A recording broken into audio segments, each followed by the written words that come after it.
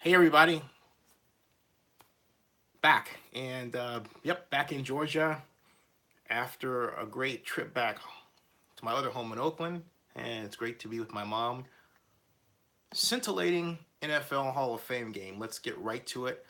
I personally thought Lamar Jackson did a fantastic job. RG3 is back, but we go through this of late, and I'm gonna lay it right out there and talk about what I consider to be the undercurrent conversation. The undercurrent conversation is simply, hey, how is this black quarterback going to do? How are these black quarterbacks going to do, right?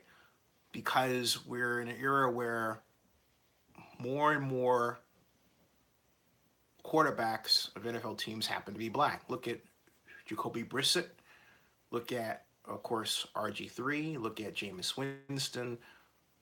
Look at Deshaun Watson. It's getting to the point where being able to tick it off a number of quarterbacks happen to be black. EJ Manuel with the Oakland Raiders. Josh Johnson, journeyman quarterback. They're starting to become quite common, and that's an excellent development. The trouble is that as of right now, we haven't got to a point where you are sophisticated enough, having gone through this sort of, hey, how's X going to do thing, to pick it. Cam Newton, right? We're not at that point. We're sophisticated enough to say, okay, this is this first person's outing, and therefore we shouldn't expect much. That said, I thought Lamar Jackson did a fantastic job. I really did. It's the little things, the little things like, for example, stepping up in the pocket, uh, creating a passing lane for himself, going through his progressions, moving around, dropping back quick, and then stepping up. There was a lot to like about the techniques of Lamar Jackson's play. The only thing I didn't like was that the Ravens treat Lamar Jackson like he's a running black quarterback. Straight out.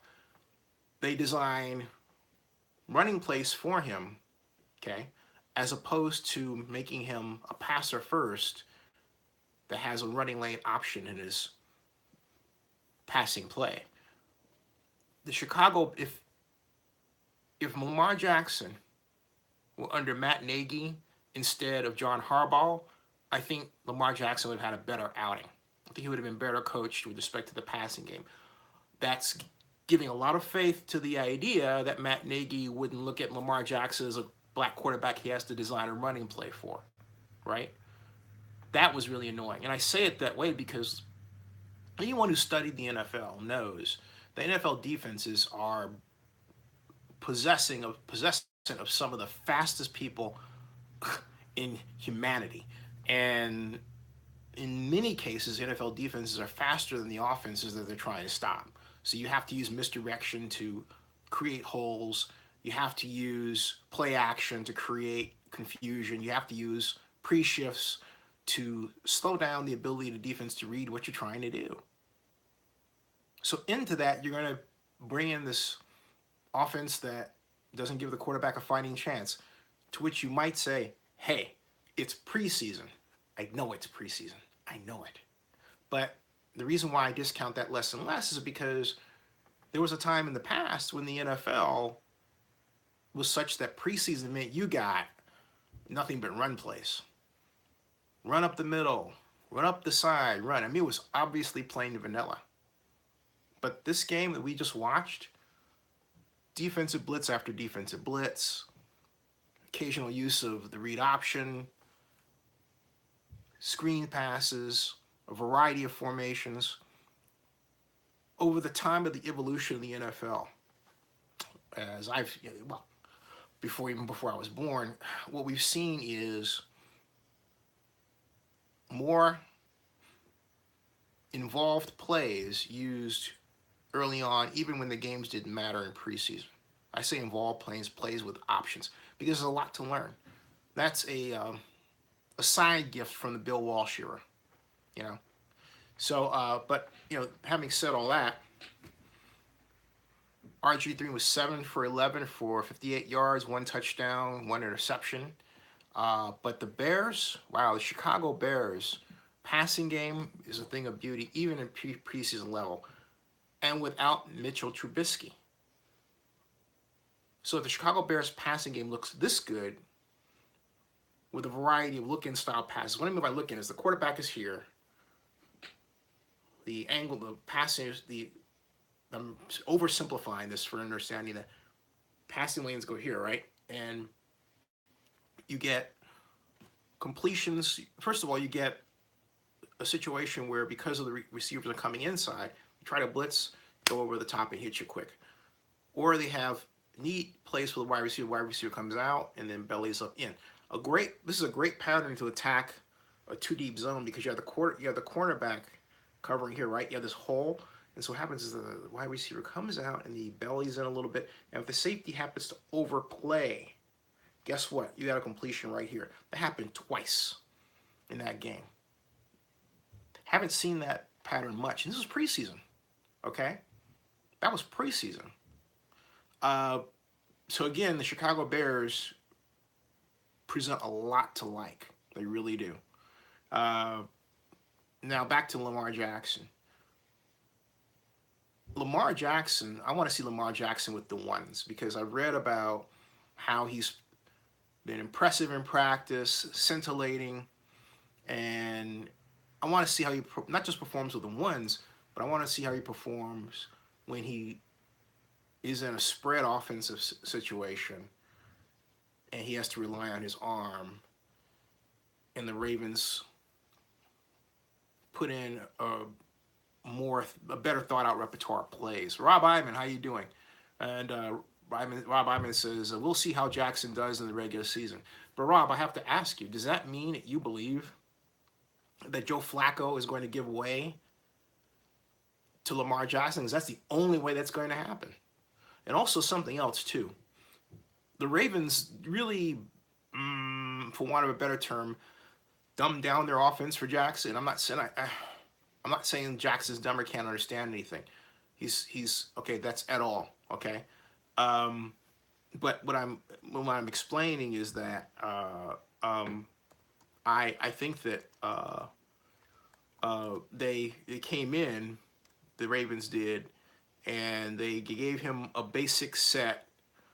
They made it easy for him. Okay, they made it easy for him, and in so doing, they not only made it easy for him, they made him more effective. They didn't give him too much to think about. They didn't overload him. They gave him a set of plays and plays they thought he would be good at, and they went with that. And that was smart. Oh, to answer your question, did Michael Crabtree, the former San Francisco 49er and Oakland Raider, play? No, he was held out of the Hall of Fame game. Rob Iman says, we'll see some read options for Jackson. They can use Jackson as a receiver. That's what I object to. Okay, that's black quarterback thing. He was like, we have a black quarterback. We have to put him in these different things. No. I mean, he was at Louisville. If you've ever watch a Louisville game, Bobby Petrino, who is as great an offensive designer as there is, didn't do that. So what I really freakishly object to is this, I'm going to curse, stupid-ass idea that he's got to be in some gimmick offense. He doesn't. It stunts his growth. He's a smart guy. Put him in. Let him learn. Okay? Again, if he were in the Bears like the Bears quarterback, and he wouldn't have been in that. And Rob, you say I disagree with you. I completely 1,000,000% disagree. If you say it's about his speed, and it's not. It's not about his speed. It's more than that. This happens again and again and again. It happened with Cam Newton. He had Rod Chudinsky at first, who made Cam Newton to a great passer. And they got rid of Chudinsky, and they tried to make Cam Newton this read option guy, and they were getting him killed. Cam Newton can be a great passer. It's this mentality, okay?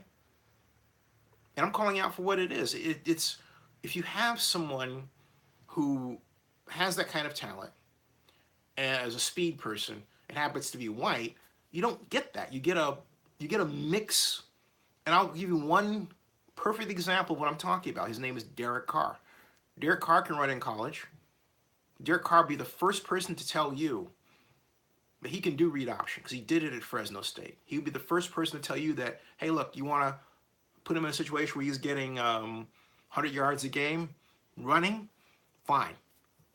John Gruden hinted at that earlier this year. Although I don't think John wants to get him killed. But my point is, the mindset was to develop him as a passer, more of a passer, just as at Fresno State. It is part race, okay? Because and the reason why I insist on it that way is it happens too often, this pattern. The only way you have to break the pattern is you have someone like Jameis Winston who came in the college as a passer, known for passing, known to being a fantastic passer, left college with the same reputation. So, but again, if you look at Lamar Jackson's film, the guy's got an arm. And you should, if you're going to work with his weaknesses, you start by saying, all right, what do I need to work on with his passing game? We know he can run. The running is going to come. That's natural talent. But he's got a quick release. It's only slowed down a little bit by the fact that he's thinking out there. Also, the NFL game is faster. So, just as it happened with Deshaun Watson, it's going to slow down for him. At some point, it's going to get really slow. Okay? But I really object to what I call Neanderthal thinking. All right? And Bob Iman, you bring up another example. Steve Young, another white quarterback who was a great runner, but was developed as a passer. All right? So, again, look, I know people don't like it, but if people don't like these racial differences, then point them out so that they don't happen anymore. That was done with Lamar Jackson earlier. Whenever people said, "Hey, you stop this stuff," and so we're progressing in that way, but we're not quite there yet. And the simple fact that I'm talking about Lamar Jackson in this context is not out of bounds. That is the single reason why Lamar Jackson's got so much attention, because of America's screwed up issue with race. And it really is. It's screwed up. It's neurotic. It's not honest. That's it. Okay? Lamar Jackson is a massive talent. Massive. Okay? All right? And that's it. So, that's it. And I've seen a number of instances where quarterbacks like Josh Johnson get misused this way that I'm talking about. Or Cam Newton again got his head beaten in, running plays he had no business running, losing a Super Bowl that really the Broncos should have lost to the Panthers. I was there. But, okay? No, not at all. No way. No. Mm-mm. And not only that, to someone black, race is always going to matter because of our position and what we have to go through. So you can't say, hey, to a black person, it shouldn't matter. To a lot of us, it does. What you want to work toward as a person is a world where race truly is not a factor. Okay? And we're not, look, particularly with Donald Trump in office, doggone well we're not there yet. So don't even tell me we're there. We're getting better, though, without question. Now, we've got RG3, who has really improved as a quarterback. And a number of people think that Joe Flacco's, days are numbered. I'm not one of them. However, I have to say I'm concerned with the Ravens' passing game, and I don't care, and this is another shifting gears here. I don't care who the quarterback is. I don't care what color the quarterback is. The Ravens' offense is not well designed. Point. Point is French for period. The Ravens' offense is not well designed. It is not even the best of the West Coast offenses. I think the Raiders and what John Gruden is installing will be better. Not light years better from what I've seen, but better. But the Ravens' offense lacks some adjustability. Now, they may design that in for Flacco, but, I don't think that. Bob Iman says, if the Ravens missed postseason, John Harbaugh is gone. I agree.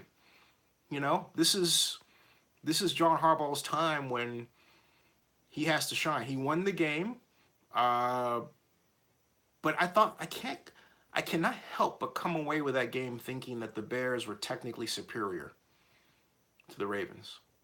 All right. However, the Ravens have an excellent second quarterback in RG3. If they don't keep him and they move Lamar Jackson up and decide we're just going to go with him rather than keep him as third, I think the Ravens wind up paying for that. If Flacco gets injured and Jackson has to come in, they're marrying themselves to a steep learning curve if they insist on the kind of we have to design special plays for him mentality that they've expressed. That is completely unintelligent.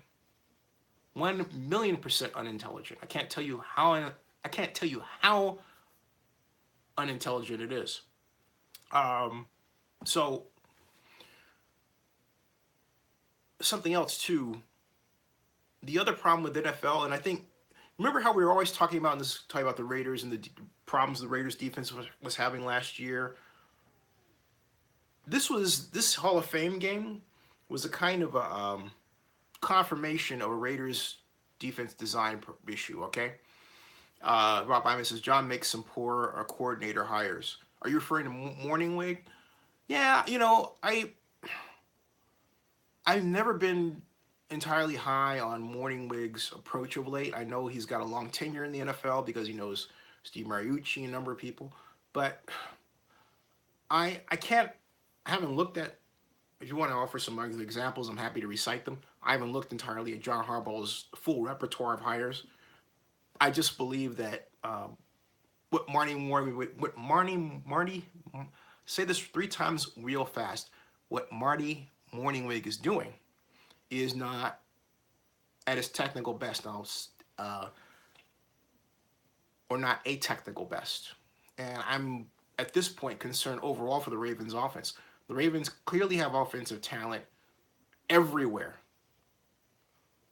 But to come out of that game with the production that they showed overall should be of concern to Harbaugh. It should be of concern to Ravens fans. It really should. So, those are schematically fixable issues.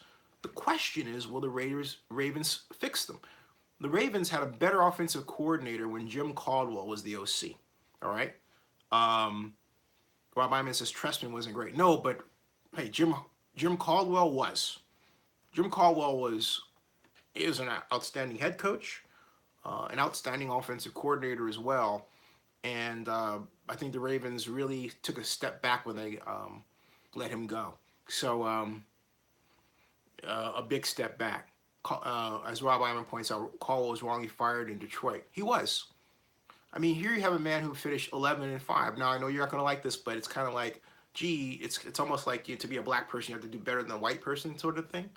Caldwell did a fantastic job, but for a break here or there, Detroit may have wound up in the Super Bowl. They were that good. As it was, it didn't happen, but they had a great record. All right. Rob Iman says Bob Gwynn may pay for his sins. And then Rob Iman says both Bob Quinn may pay for his sins. And then he says Caldwell was the best coach since what? It didn't come. Yeah, Bob Caldwell was the best coach since Wayne Fontes, who was another person who didn't get a lot of credit for his work, even though I thought he was a virtuoso with Barry Sanders. So great point there as well. Fantastic point. So but hey, you know what? The NFL is back. Let's talk about, drum roll please, the helmet rule. I hate it. I mean, I understand the intent of it. I was at the NFL meeting where Mitch McKay gave a great presentation. It's on Zenny62 on YouTube, the live stream from me of the whole meeting. All right? I get it. But what we were all waiting to see was how this is going to play out in actual practice. I want to know what you think. I thought it was awful, okay? Just absolutely just bad. And bad because you had all of these flags coming out like, oh my God, it's like, geez. As Collinsworth said, we're going to have 1 million flags out there. And Um, Iman says if the targeting rule can match up to the college game, it can work. But my question to you, Rob Iman, is did it work for this game? And my thought was it did not. John Akala, how you doing? John says there's going to be so many flags thrown this season on that helmet rule. And Rob Iman says, no, it did not work well for this game. Yeah, there's going to be a lot of flags thrown. And I think it's really hurting. This is going to sound odd, but I think it's going to hurt the quality of defensive play. I think a lot of stops that, this is my prediction, a lot of stops that would have changed the outcome of a game will be taken away. The fans are going to go ape. I mean, completely nuts. Because the NFL's married themselves to this. The league has married itself to this. And that's it for this year. Okay? But I'm telling you, fans are going to have, unless the NFL makes some sort of mid-season adjustment, the fans are going to have a collective baby. It really are. We're writing NFL helmet rule. Helmet rule. Then live stream. Like that. Okay? So I want to get some more people in to talk about this thing. And Rob Iman rightly points out, we will see games slow down due to additional reviews. You know, that's part of the problem, but I think that we're going to see games just plainly wrongly called. Like we already saw it in the Hall of Fame game. It was, I believe, a second quarter, hit over the middle by Ravens guy, goes like this. He clearly led with his shoulder, not his helmet, and he got called for it anyway because of the angle. I mean, from one angle, if you lead with your shoulder and you're hitting the person on one side of the body, it could look like you're hitting with the head from the other. That's a classic error. All right? So that error is allowed to stand, and the defensive team, is penalized for it. Bad stuff. Hopefully, I think the only adjustment is for the receivers, the officials to think on the fly and say, you know what, and be honest. Say, hey, look, I made a bad call. That shouldn't have happened. You know, let's reverse that. To the extent that the callers of the game, I don't know why it's hard for me to say officials. To the extent that the officials do that, I think the NFL will have saved the season. But to the extent that they don't, oh my God, it's going to be ugly. I mean, it's just going to be plain ugly. Back to, I'm going to read off some statistics here. Rob Iman says it's going to be trial and error in preseason. But, Rob Iman, I think it's going to be trial and error for the year.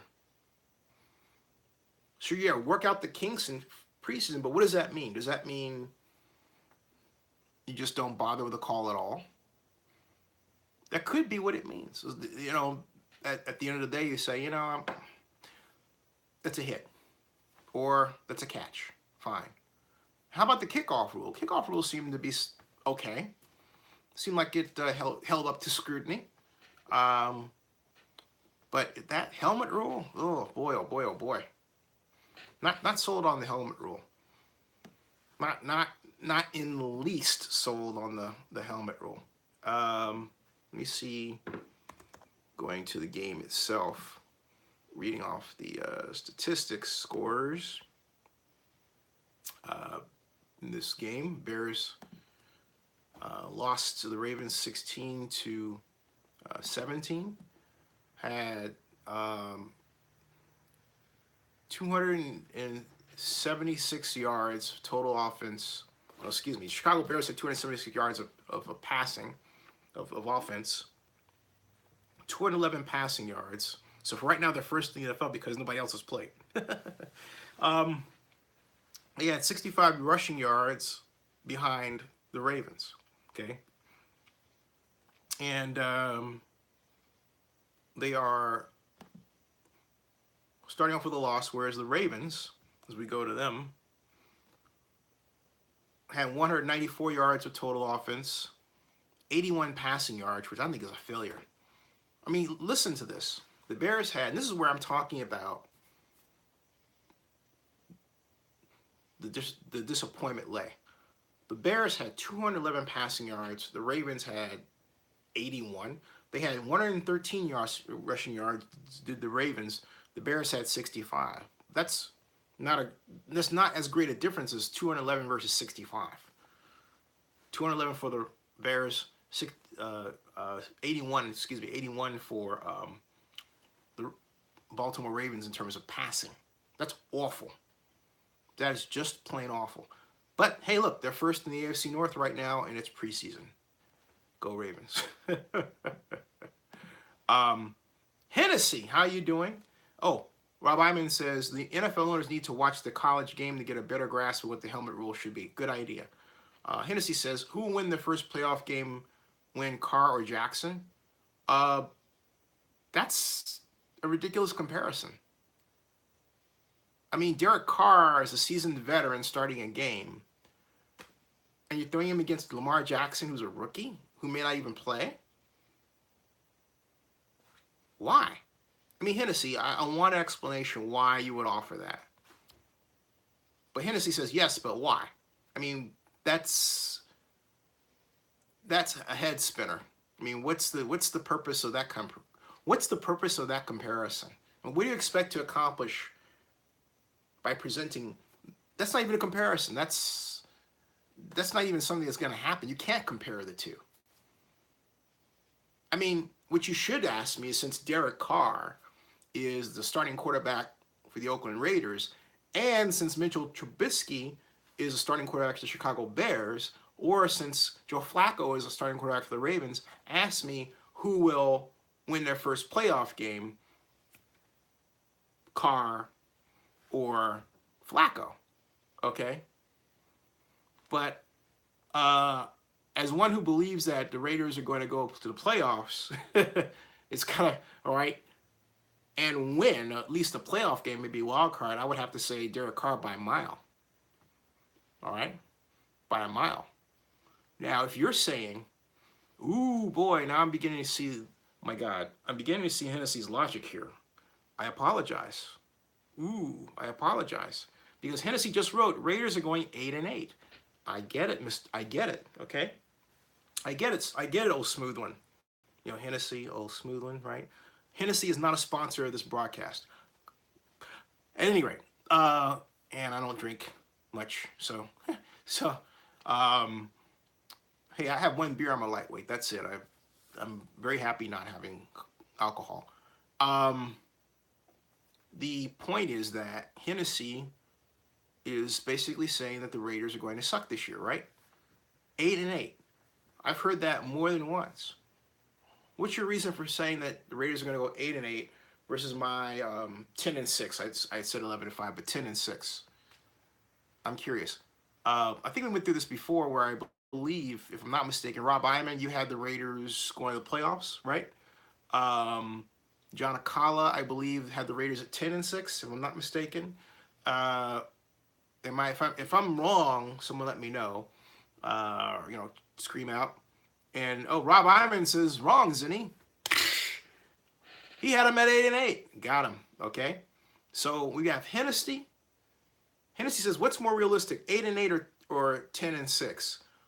I'd say 9-7. And I'll tell you why.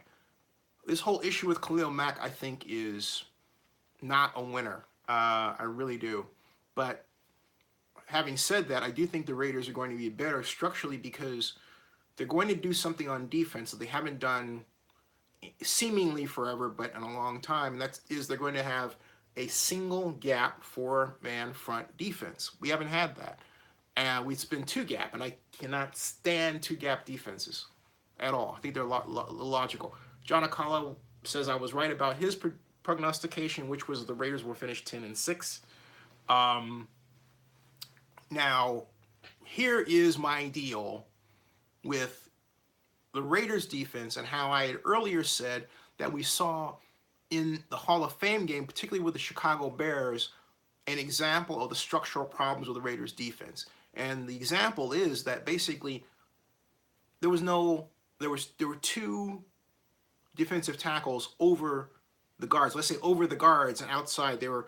Let's see, the offensive guards are here and here, right? They're slightly outside. Don't have a pencil where I can draw them real quickly. So basically, you'll have to say, okay, these are the guards, right? This my head is the center. These are the guards, okay? So basically, my head's the center. You have, from my point of view, this is the right guard. This is the left guard, all right? The defensive tackles for the outside. There's a hole here. No middle linebacker. Defensive back. They had a safety over here, the Bears did. No defensive end. They had the third defensive end over here, spread out wide. If this is the guard, then this is the tackle. He was way over here. Okay, all right, way over here. Holes that the Ravens did exploit on a couple of occasions.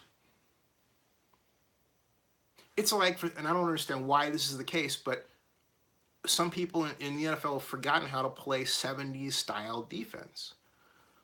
A 70s defensive coordinator like an Ernie Staudner with the Dallas Cowboys would just have a complete cow over the kind of formations and structures that are ran today. We just hate it. Awful. Oh, by the way, I don't mean to miss too much of theirs. Okay, we've got comments here. Hennessy says, I agree about Khalil Mack. $100 million for a coach, $100 million for the O-line, and $120 million for Carr equals $300 million just for that. Where is the money coming from for Mack? And, you know, Khalil's got to be saying, hey, look, you're throwing all these bucks around, and I don't get any, and I'm the guy that's produced for you. To which Gruden makes a comment that I thought was very inartful when he said, hey, look, the Raiders defense didn't perform last season, and we had Khalil Mack. Ooh, that was really mean, okay? Did you hear that? That was really mean. Because it wasn't Khalil Mack's entire fault. I mean, yeah, he was put in poor situations, badly coached, beyond belief, but the overall defensive scheme wasn't his fault. And I think maybe Gruden is alluding to that, but he thinks he probably can do better because he has a better scheme. Maybe he thinks Paul Gunther is going to help him.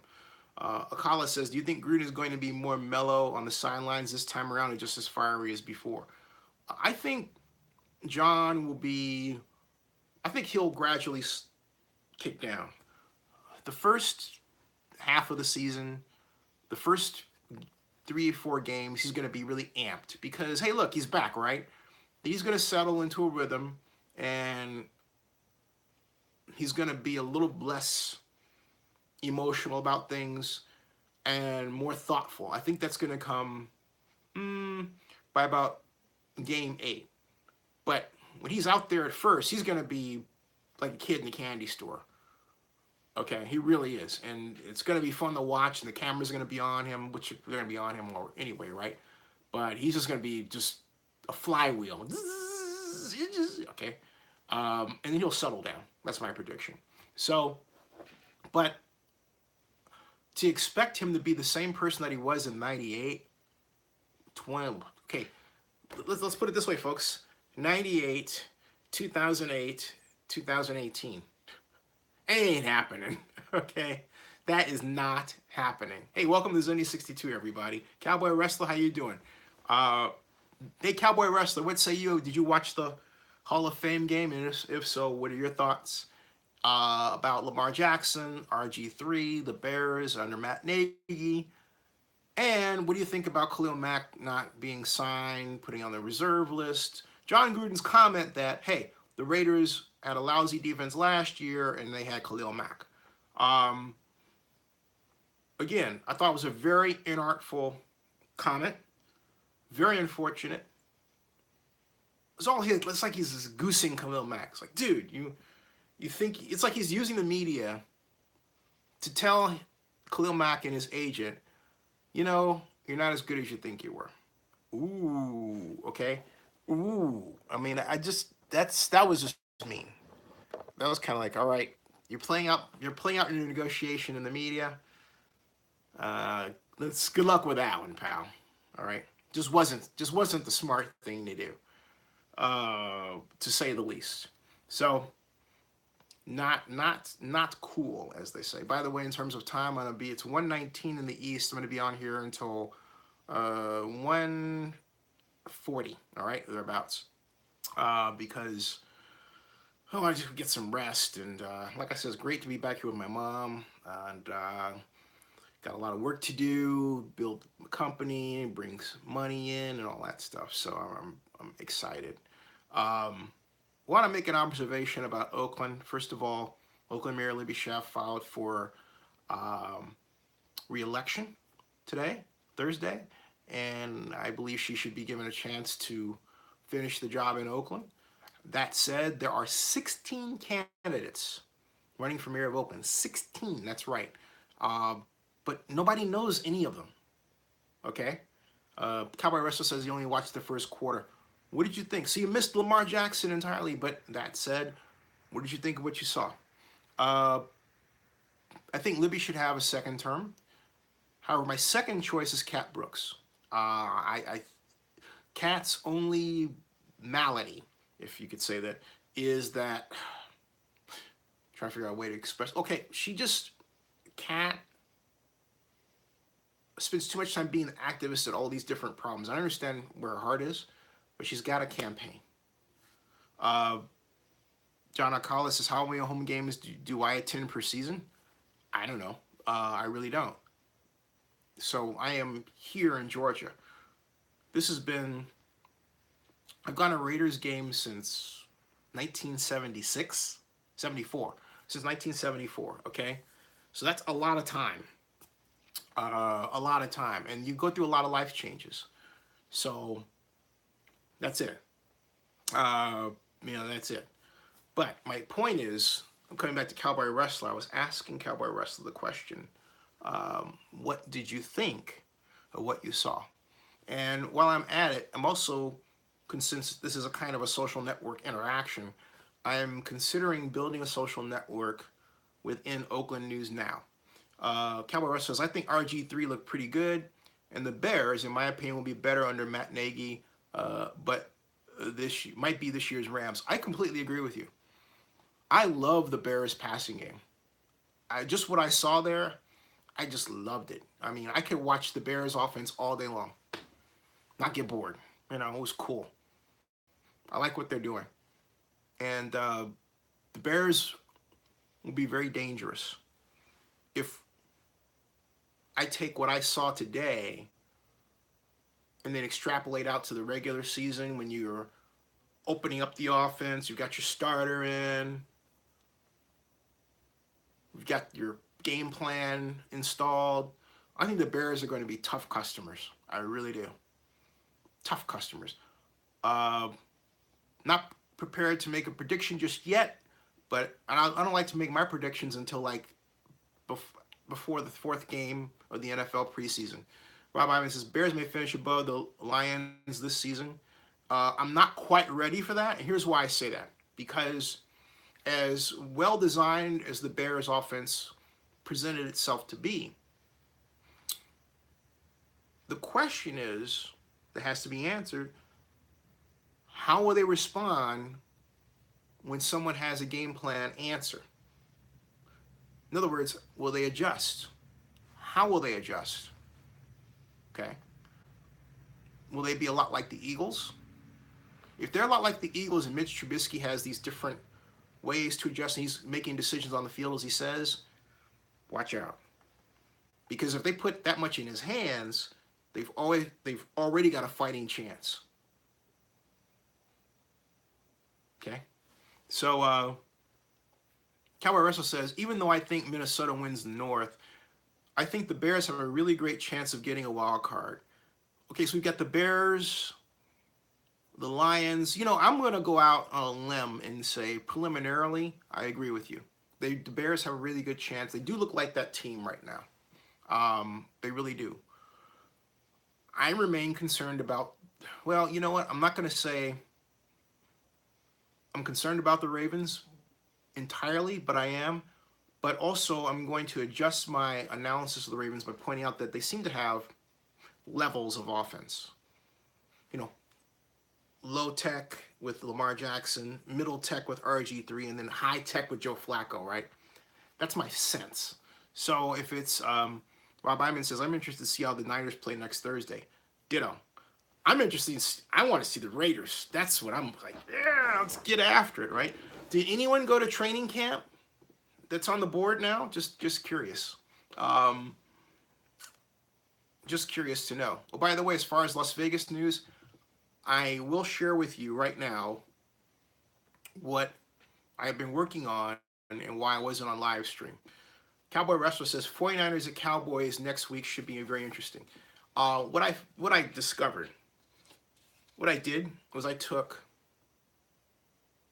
all the numbers, all of the debt service numbers for the bond issue for 30 years.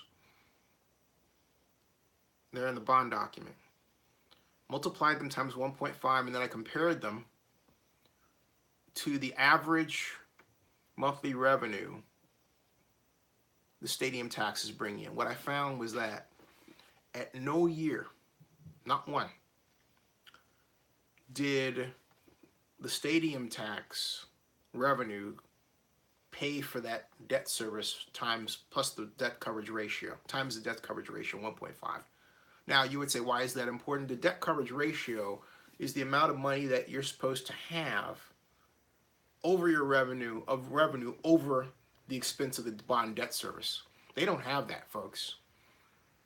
And I've been trying to find someone to go on the record or talk with me about, at least for background, that's not afraid to hurt their reputation, or maybe a university professor. That's why it's taken me some time, because I want to do this right. I just don't want to put this out there and then it's just Zinni talking. I want to have another voice, because I know there's a problem, okay? And you say, what does that translate to? Well, look, it translates to this, all right? And Rob Iman, I'll come back to your comments because they're really juicy. Real quick, Rob Iman says, 49ers at Cowboys next week should be very interesting. Then he writes, actually, it's in Santa Clara next week, not Arlington. And then he says, Rob Iman says, I'm not sold on Dallas receiving core. Rob Iman, I agree with you. Cowboy Wrestler says, Rob Iman, I'm not either, so that makes three of us. Now, coming back to what I was saying about the Raiders. The Raiders shortfall starts off at $5 million. Assuming, of course, the average, you take the average monthly stadium tax revenue, all right?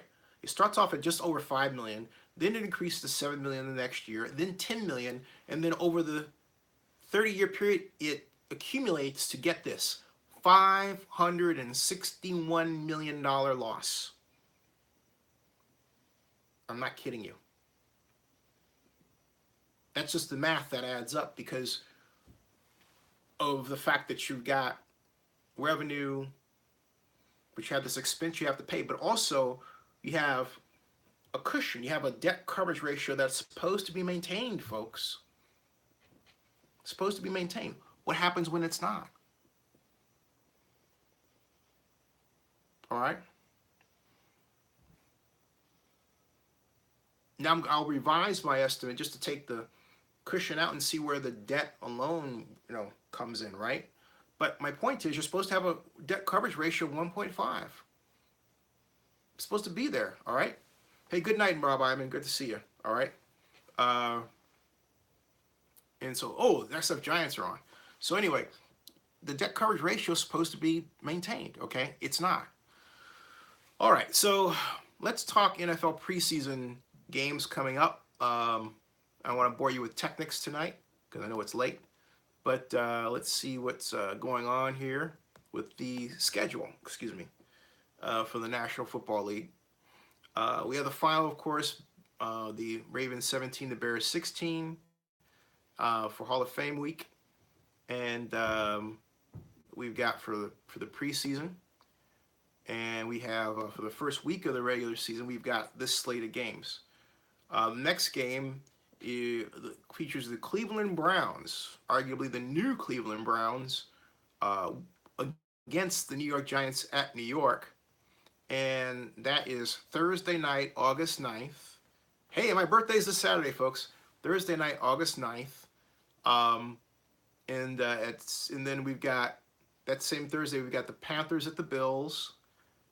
And then I'll get to your comment real quick. Hold on a second. I'll get those, John and Rob, John and Hennessy, let me get your comments a second. We've got, in fact, I'll just deal with them now because you guys are going to write, it's going to go on. First of all, John Akala asks, what does that mean for the finishing building the stadium? It means dipping into taxpayer dollars to pay for it. But let me clarify that. What it means is that the debt coverage ratio is not being adhered to, which means that the bond insurers and the bond covenants are not being met. Now, I have to candidly explain to you, I don't know how the market's going to respond to that. But since that's not the case, all right, the next question is, and I'll do an analysis to answer that one, does the revenue even begin to cover the bond debt on its own? And I remember my preliminary analysis a few months ago, there was the first year it didn't, and the next 2 years it did. That's a problem. So without the debt coverage ratio, you still have a problem. With the debt coverage ratio, it's a gigantic problem. Again, if you have let me put it this way. The better your ability to pay the bond, the lower your interest rate. The more people trust your ability to service that debt. Now, the problem here isn't with the Raiders in Clark County, it's the problem that's presented to the taxpayer and to the Clark County General Fund. They would have to dip in to that general fund because here is the major problem, folks, and this is not something that I need to do another analysis on. I've already done it. The average monthly stadium tax revenue has actually decreased by 0.036% per month, which basically has added up to a decrease of 4% over a 12-month period, about a year. Meanwhile, the bond debt decreases, starts off at 36 million, then it drops to 33 million, a decrease of about 5%, and then it increases about 1.97% annually, okay? But because the stadium tax is so small, the money needed to pay the bond debt is smaller than it should be, so they already start off behind the 8 ball. Even without the debt coverage ratio, in the first year, there's a loss. And I need to calculate what that is. I did, but I need to compare it with respect to the second year and see where we are with that. The bottom line is there's a revenue problem with gigantic proportions. Okay, but I need to talk to people in the field to get another voice because, you know, otherwise it's going to be, zenny. Not this time, because I know I've got the right numbers. Thank you for the happy early birthday.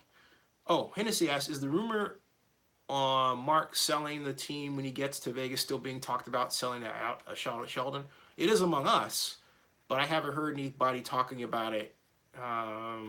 That's not among our group, right? I mean, you, me, and I, and others, JP, you know, other people involved in Oakland.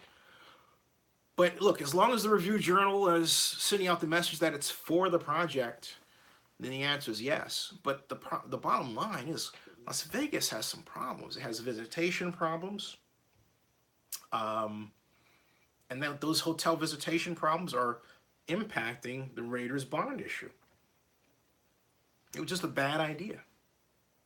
Cowboy Wrestler writes, is Mark depending on SoCal Raiders fans to sell PSLs at the new stadium in Vegas? If he is, he's in for a rude awakening. Cowboy Wrestler, that brings up another problem. The Raiders are claiming that they're going to get, what, $160 million in revenue from PSLs. Now, the bond issue that I'm talking to you about, it says right there in black and white, PSL proceeds, $250 million from the Raiders. That's what was expected. So now in reality, the Raiders are bringing in a number that's $90 million less. Ooh. But see, everyone will have you believe, oh, the skies are great, there's no problem. You got that problem. Then, of course, you have the tariff issue, which Don Webb, the chief operating officer for LV Stadium Incorporated, has said does have an impact, but he hasn't given us that magic number. How much is that impact? We don't know. And guess what, folks? Do you know when the next Stadium Authority meeting is? It's September 23rd. This is just August 2nd. So you've got to wait until September 23rd to have a meeting to see where they are down the road, and then they're probably going to do everything they can unless something really drastic happens to make that look really good too. Bad stuff. Bad stuff. Okay, so preseason slate. Thursday night, August 9th, Panthers at Bills, Bears at Bengals, Steelers at Eagles, Saints at Jaguars, Buccaneers at Dolphins, Redskins at Patriots, Rams at Ravens, Titans at Packers, Texans at Chiefs, Cowboys at 49ers, Colts at Seahawks, Falcons at Jets on Friday, August 10th, and the Lions at the Raiders Friday night, August 10th. Saturday, August 11th, Vikings at Browns, and then Chargers at Cardinals. That's your preseason slate opening up. So the Lions at the Raiders. Ooh, the debut of the John Gruden era. And sadly, Greg Papa will not be there to call it. Wow. How about them apples? Still can't believe that happened, but it happened. It really sadly did happen. All right. So phew. I can't wait to see the new look Cleveland Browns and Tyrod Taylor. Another black quarterback at the helm. And this is something that should be celebrated. You know, it really should. Like, hey, we're going to get to a point where one day there'll be black quarterbacks, Asian quarterbacks, Latino quarterbacks, maybe even a female quarterback, right? And it'll be all cool, you know? We'll just get some great football. It'll be nice. And by the way, folks, I have to say this while I'm at it. Support women's rugby. Womenforrugby.com or .org. Women for Rugby, check it out. Hey, even if you just give them a couple of bucks, help them out. Women's rugby need your support, need your money. Even if you can't afford anything, just talk them up. Go to the website, put it on your Twitter or Facebook page, give them a promotion. They'd appreciate it. Somebody else out there should see them. Help them out. We got to help women in sports. Women rugby do not get the credit that they're due. They really need our help. It's crisis mode for women rugby. Let's help women's rugby, okay? All right, now, back to the points here. And so, my question to you is this. Was John Gruden wrong in making the comment about Khalil Mack, saying that that the Raiders defense was bad and Khalil Mack was on it? Should John Gruden have said nothing? Yes or no? My answer is yeah. He should have just not said anything. What's your answer with a Y for yes or an N for a no? Thoughts? And while I'm waiting for you to type a Y or an N, because there's a delay here, I will also add that I think the Raiders are really relying on Arden Key. Gary Conley's injury is of concern. John Acala says yes, John Gruden was wrong. And then as this Cowboy Wrestler, it's 2 yeses. Well, 3 if you count what I said. But the Raiders have just spent too much money. And you know, Hennessy, you counted up that $300 million haul, and I got to sit down and put pen to paper and see what overall this comes out to be. I haven't done that. I've looked at the stadium issue, but I haven't looked at the team fiscal picture issue. So I need to get on that stick as well. Makes for some interesting numbers. Cowboy Wrestler says Rams are going through a similar situation with Donald. Yeah, it's, I don't know that the Rams are going through a similar situation because Rams have more money than the Raiders. At least it would seem. You would think that for all the talk about the move to Vegas and, gambling revenue, that the Raiders would have said, we can afford Khalil, no problem. But they're not saying that. Um, Khalil must have said something that really pissed them off. Or I think what it is that maybe John is just, look, you're with me or you're against me. If you're a Raider, money doesn't matter as much. Take your money. That's probably what John is thinking. Okay, he wants people committed to his cause, not committed to the money. And John may be of the view that he thinks Khalil Mack is committed to the money. I have a difference of opinion there. John Collis says, will Mack eventually play out his last year in his contract? I think it pays him over $13 million. I'm wondering if he'll just sit out the year altogether. You know, I mean, the extreme is that Khalil says, you know what, you're not going to trade me. I'm going to retire, which would be really a draconian move. Okay, he could say, you know what, I'm going to retire. I'll take a year off and then I'll come back with somebody else. Maybe I'll come back with another AFC West team. If he did that, that would be the worst scenario for the Raiders. Because I can't imagine the Raiders and John Gruden not losing their locker room over that. I can't imagine that not impacting Derek Carr's play because they're friends. I don't know to what degree they're really, really friends, but they seem to put on a good show. But that said, unless there's something about Khalil Mack and him being a locker room cancer that we haven't heard about, which I haven't heard about, I think it's what the Raiders are doing is risky and dangerous. I really do. I really do. And yeah, John, you're right, Gokala. He was supposed to get the $13,625,000 over that, and I'm fairly certain he wanted a guaranteed contract of some level. Maybe he wanted it entirely guaranteed. Malcolmton says Gruden was very sloppy with that comment. He was trying to comment on the team's poor performance generally, but it sounded like he was targeting Khalil Mack. That's how I heard it. Oh, that's not how I heard it. Yeah, I heard it as a very flip comment meant to be insulting of Khalil Mack. That's what I heard. Okay.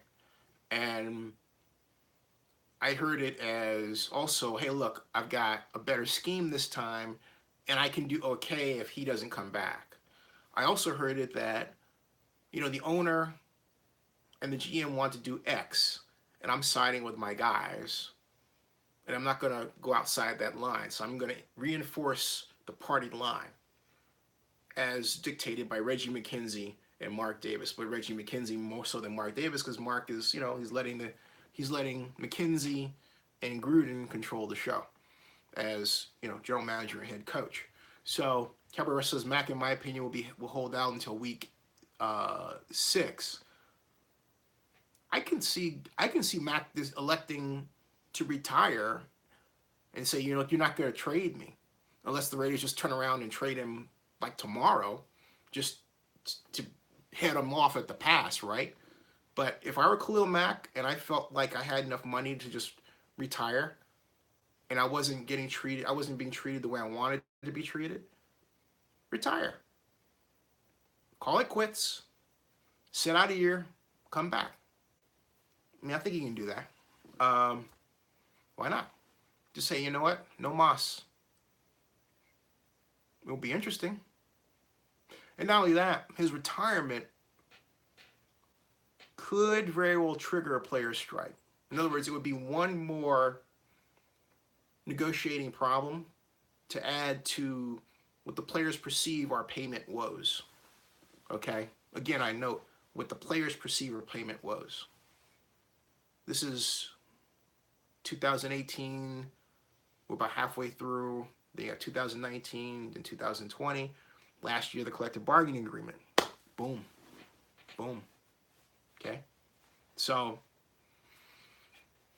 it's, no matter how you look at it, no matter how the kaleidoscope comes out, It doesn't look good, does it? It really doesn't. You've got your star defensive player out there feeling like he's being disrespected. John Acala says, what kind of trade value do you think the Raiders can get from Mack if they decide to trade him? Khalil Mack is worth a two first round picks. He's worth a package, not just one. He's worth two first round picks or a first round pick, say, in next year's draft, and then two second round picks for next year and the year after. Okay? He's worth that high a level. I cannot see them parting with him or a combination of picks and players. You're talking about a guy who even, okay, he was a little less dominant last year. Here's the problem, all right?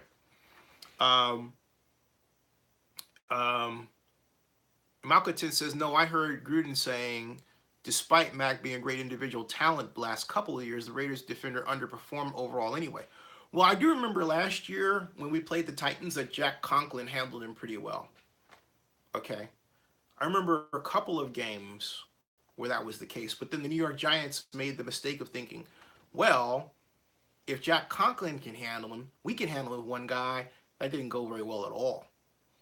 And so it's thinking that way brings up the question of, well, what kind of situation was he placed in?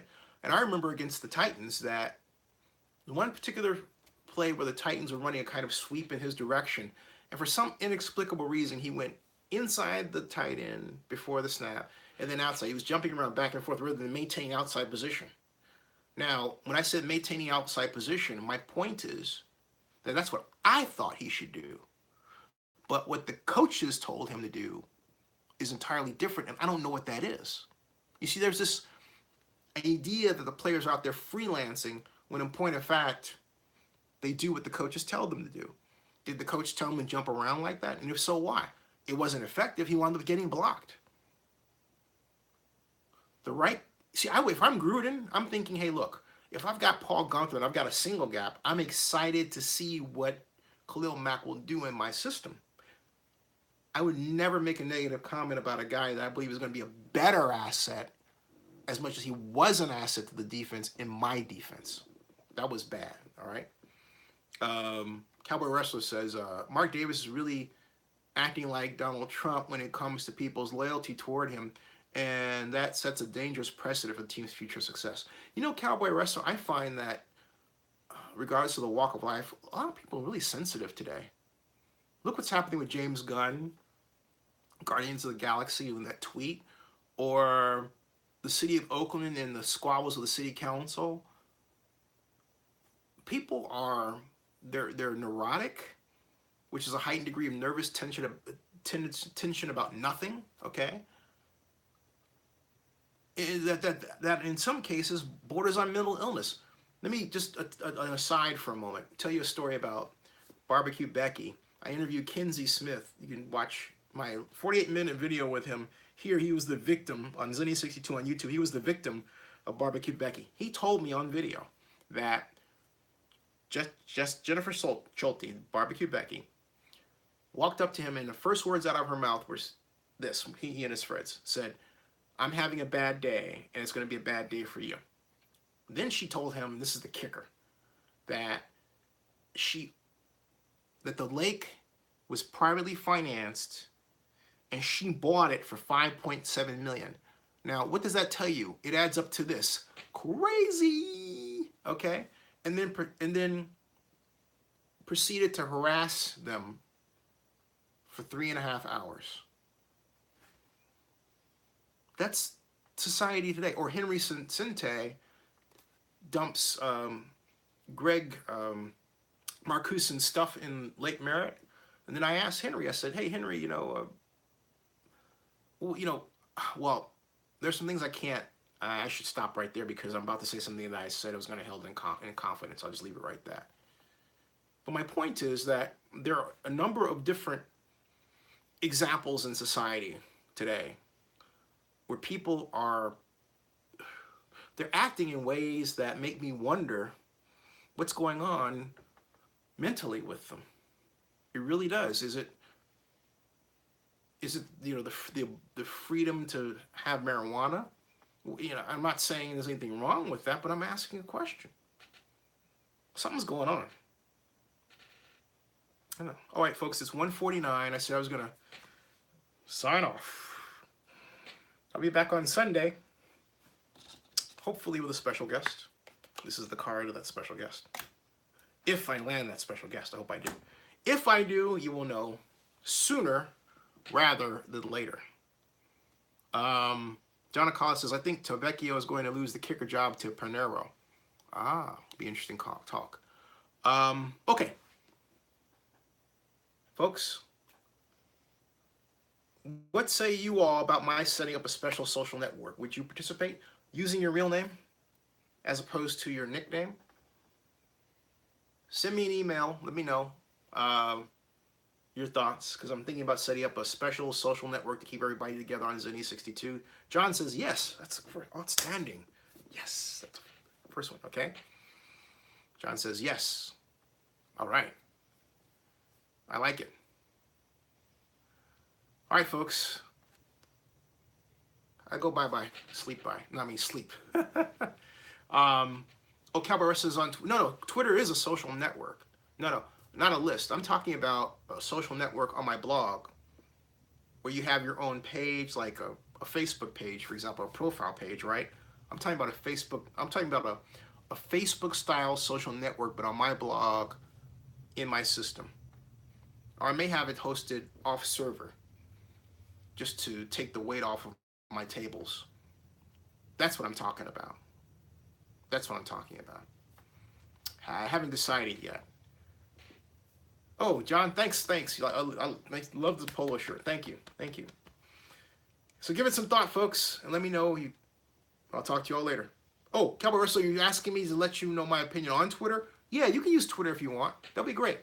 I didn't want to make sure I understood what you were asking me. Okay. Good night, everybody. Good night. Oh, and by the way, this account will be up as news on Google News. All right, see you. I got to make some adjustments. Good night, everybody.